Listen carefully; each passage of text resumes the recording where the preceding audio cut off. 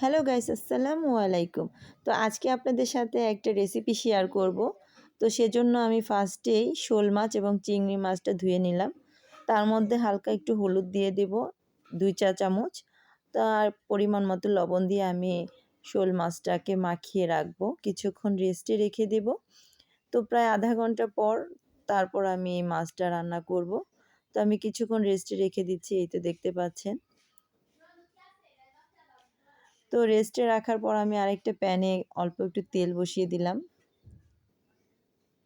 এই তো দেখতে পাচ্ছেন আমি প্যানে তেল দিয়ে দিলাম। তো এই তো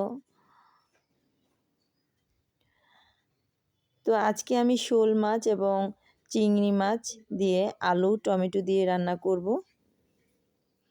তো সেজন্য ফার্স্টে আমি এই যে তেলটা যখন গরম হয়ে যাবে তখন আমি আস্তে আস্তে শোল মাছগুলো তেলে দিয়ে দিব।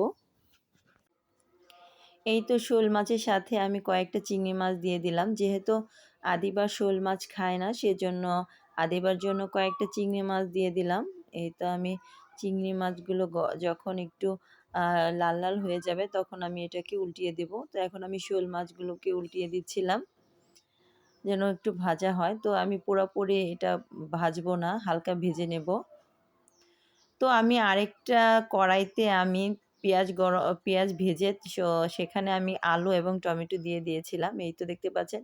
এখন আমি অল্প পরিমাণ এখানে পানি দিয়ে দিলাম। তো এটা আমার যখন সিদ্ধ হয়ে যাবে তখন আমি মাছগুলো দিয়ে দেব। তো এই তো আমার শোল মাছ ভুনা হয়ে গেল। তো আমি এখানে একটু জিরার ফাঁকি দিয়ে দিলাম যেন ফ্লেভারটা সুন্দর আসে।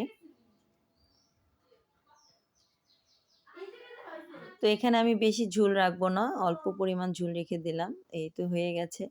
তো আমি এখন আরেকটা রেসিপি বানাবো, সেটা হচ্ছে আমি শিম রান্না করব। তো আজকে আমি শিমের সাথে কয়েকটা আলু দিব এবং পুঁটি মাছ দিয়ে রান্না করব। তো এই রেসিপিটাও রয়েছে। তো আমি একটা প্যানে অল্প পরিমাণ তেল দিয়ে দিলাম, সেখানে আমি মাখিয়ে রেখেছিলাম পুঁটি মাছ লবণ এবং হলুদ দিয়ে। তো সেটা এক এক করে দিয়ে দিলাম, এই তো দেখতে পাচ্ছেন।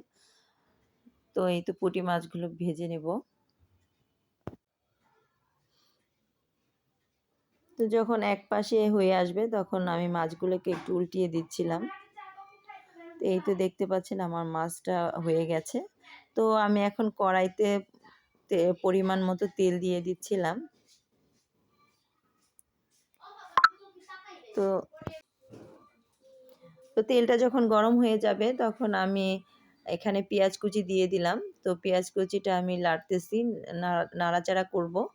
তো যখন এই পেঁয়াজটা একটু ব্রাউন কালার হয়ে যাবে তখন আমি এখানে অল্প পরিমাণে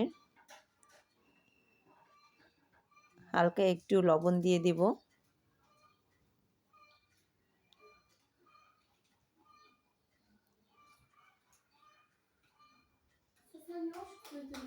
তো আমি একটু পানি দিয়ে দিলাম, এই তো দেখতে পাচ্ছেন। তো এখানে আমি পানি দেওয়ার পরে এখানে ধনিয়া গুঁড়া 1 চামচ ধনিয়া গুঁড়ো দিয়ে দিলাম। তো এখন 1 চামচ আমি হলুদের গুঁড়া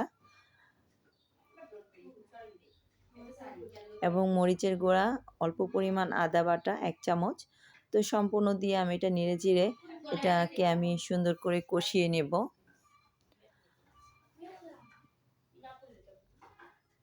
এই তো দেখতে পাচ্ছেন যখন পেঁয়াজটা কষানো হয়ে যাবে তখন এতে আমি সবজিগুলো দিয়ে দিচ্ছিলাম। এই তো এখন আমি সবজিগুলো দিয়ে দেব। তো সবজিটা দেওয়ার পর আমি একটু নাড়াচাড়া করে দিচ্ছিলাম।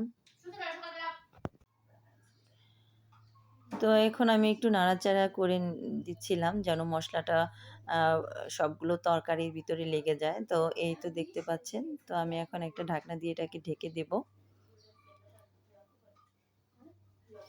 তো যখন হালকা একটু সিদ্ধ হয়ে আসবে তখন আমি একটা টমেটো কেটে দিচ্ছি।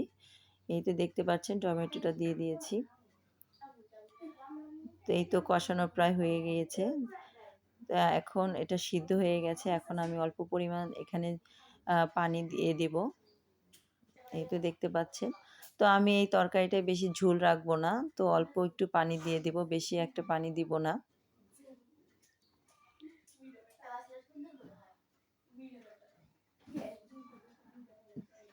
এই তো দেখতে পাচ্ছেন আমার রান্নাটা। তো এখন আমি ঢেকে দিলাম। তো এই তো দেখতে পাচ্ছেন যখন পানিটা শুকিয়ে যাবে, অল্প পানি থাকবে তখন আমি এখানে মাছ দিয়ে দিব। আমি ভেজে রাখা মাছটা দিয়ে দিলাম।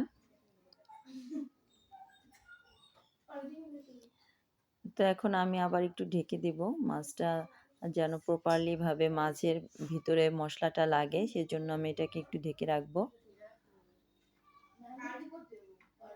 তো এই তো আমি ঢাকনা খুলে দেখছিলাম, তো তার উপর আমি ধনিয়া পাতা কুচি দিয়ে দিচ্ছিলাম। তো ধনিয়া পাতাটা দিলে ফ্লেভারটা অনেক সুন্দর আসে, সবজির টেস্টটা অনেক ভালো লাগে। তো এই তো দেখতে পাচ্ছেন এবং ফ্লেভার অনেক সুন্দর আসছিল, খেতে অনেক মজা হবে। যাই হোক, আজকে আমি ২ টা রেসিপি আপনাদের সাথে শেয়ার করলাম। একটা হলো শোল মাছের রেসিপি, আরেকটা হলো সিমের রেসিপি। তো যাই হোক, সবাই আদিবার চ্যানেলটাকে সাবস্ক্রাইব করে দিবেন, বেশি বেশি লাইক শেয়ার করে দিবেন। আল্লাহ হাফেজ, থ্যাংক ফর ওয়াচিং।